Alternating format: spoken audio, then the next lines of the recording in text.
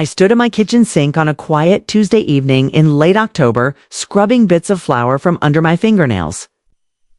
The apartment was calm, except for the steady hum of cars moving along Queen Street West below. My phone vibrated softly on the counter.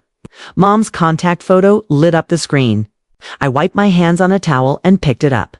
"Emily, you need to clear your schedule for November 15th, she said immediately, skipping any hello.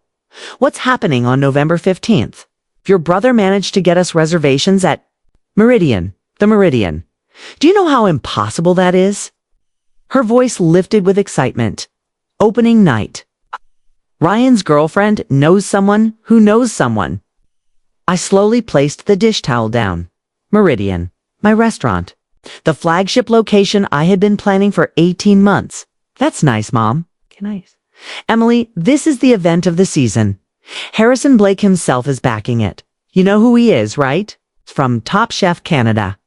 Ryan's girlfriend. Sophie met him at some food festival. She managed to get us a table right near the front. My stomach tightened slightly. Harrison Blake was more than just the investor behind Meridian. He was my business partner and had also been my mentor since I was 26. Together, we had opened for restaurants already. Meridian was our fifth and most ambitious project. I know who Harrison Blake is. Well, obviously, everyone does. But this is about connections, Emily. Real connections. Not like that little food blog thing you do.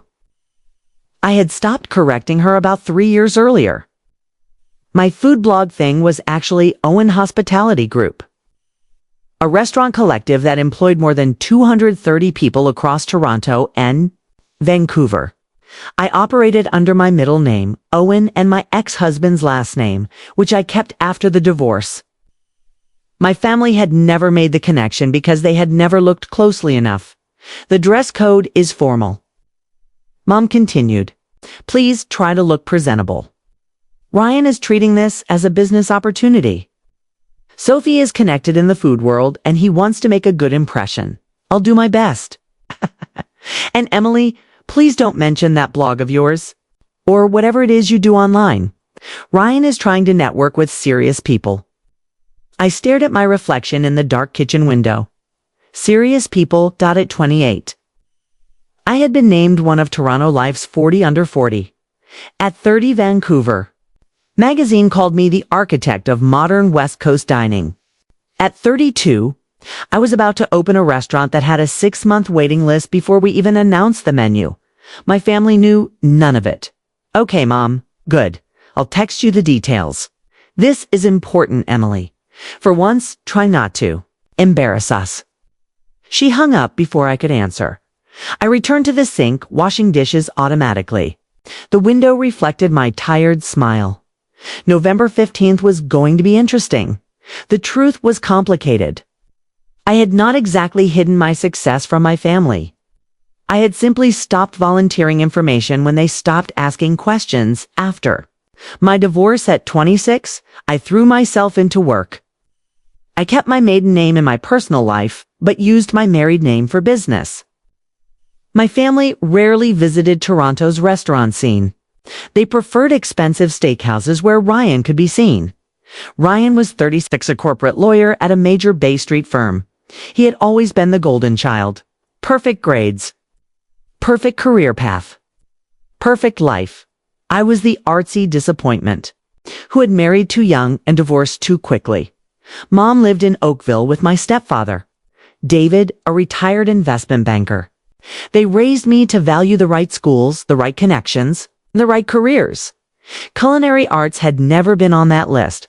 When I told them at 19 that I wanted to attend George Brown College for culinary management, Mom cried for 3 days, "You're throwing away your potential," she said. I went anyway. I paid my own way through student loans and restaurant jobs. I met my ex-husband working in a bistro kitchen. We married when I was 23, divorced at 26, and I learned something important.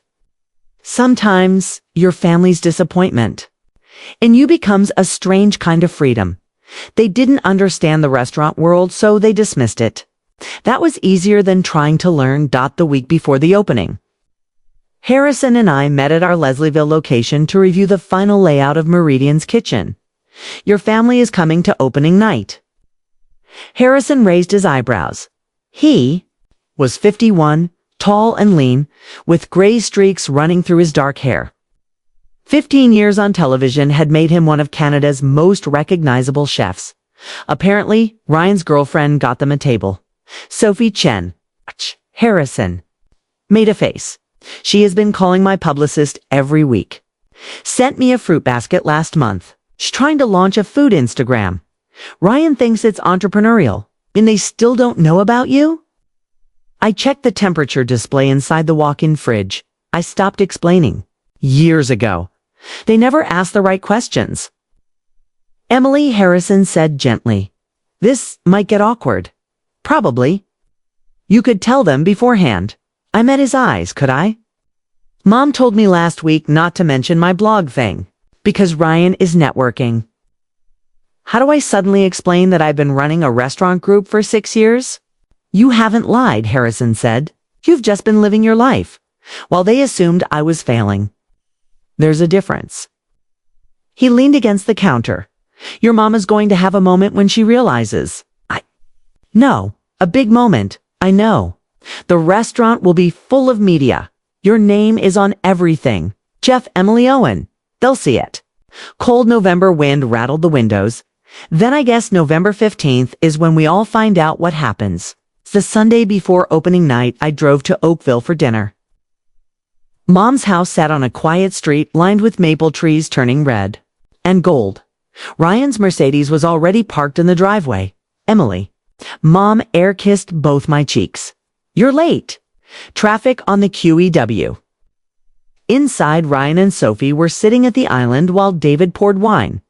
Ryan looked exactly the same as always. Crisp Oxford shirt, expensive haircut, confident smile. Sophie was small and stylish with shiny black hair and perfect makeup. She jumped up immediately. You must be Emily.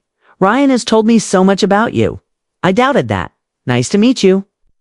Sophie got us those Meridian reservations, Mom announced proudly. Sophie smiled. I wouldn't say I'm well connected. I just really love food and I've made some good relationships through my platform. Actually, Harrison Blake commented on one of my posts last month. Just an emoji, but still. Ryan wrapped his arm around her shoulders. Sophie is building something real, not just posting pictures, actual content. Reviews, chef interviews. She has almost 6,000 followers. That's great, I said honestly. What do you do again, Emily? Sophie asked. I work in restaurants. Oh, like serving. That's good money, right? Ryan shifted slightly. Mom waved her hand dismissively. Emily does some online food thing. It's pictures and blogging. We don't really keep track. She laughed. But that's our Emily, always doing her own thing. The conversation moved on after dinner. I helped David load the dishwasher. You're handling this well, he said quietly. Handling what? Your mother inviting you to the opening of your own restaurant? I nearly dropped a plate. No, he smiled. Emily Owen. Chef Emily Owen. I read the Globe and Mail food section. That profile they wrote about you last year was excellent. Does Mom know? She doesn't read that section. He rinsed a glass. For what? It's worth, he said softly. I'm proud of you. What you've built is remarkable. My throat tightened. Thank you. November 15th should be enlightening for everyone. It's one way to describe it. The days before opening blurred together. Health inspections, staff training, interviews. I barely slept on the night before opening. Harrison and I stood in the empty dining room at midnight, nervous. He asked, terrified about the restaurant or your family? Both. He squeezed my shoulder. You've earned this. Opening night arrived, cold and bright. At 5 p.m., I changed into my chef's whites. My name was stitched over the pocket. Chef Emily Owen. At 6. The doors opened. By 6:30. My family arrived at 7:15. Harrison stepped to the microphone. 6 years ago, I met a young chef who served me the best coq au vin I'd tasted outside France. He said, "That chef is my partner." Ladies and gentlemen, Chef Emily Owen. The room applauded. Mom stared at me like she had seen a ghost. Ryan pulled out his phone and started searching my name. When we finally reached their table, Mom whispered hoarsely, "Emily, what is this? This is my restaurant." "But you have that blog." "I own 4 restaurants," I said calmly. "This is the 5th. Ryan looked up from his phone. "You were on the Forbes 30 Under 30 list 4 years ago." Sophie stared at me. "You're Chef Emily Owen? I've been trying to interview you for months." "I know." Mom asked quietly, "Why didn't you tell us?" "I tried." "You weren't interested." The rest of the night passed in a blur of service and adrenaline. The next morning, the reviews started coming in. Meridian raises the bar. Chef Emily Owen proves she's the real deal. Toronto's hottest new restaurant is worth the hype. Mom called 3 times before, finally answered. "Emily," she said softly, "I'm so sorry. When I visited Oakville that afternoon," she cried and admitted she had never taken my career seriously. "I was proud of what Ryan was doing because I understood it." She said, "Law makes sense to me. Restaurants felt temporary. I thought you'd grow out of it." "I needed you to be proud of who I actually was," I told her. Ryan sighed.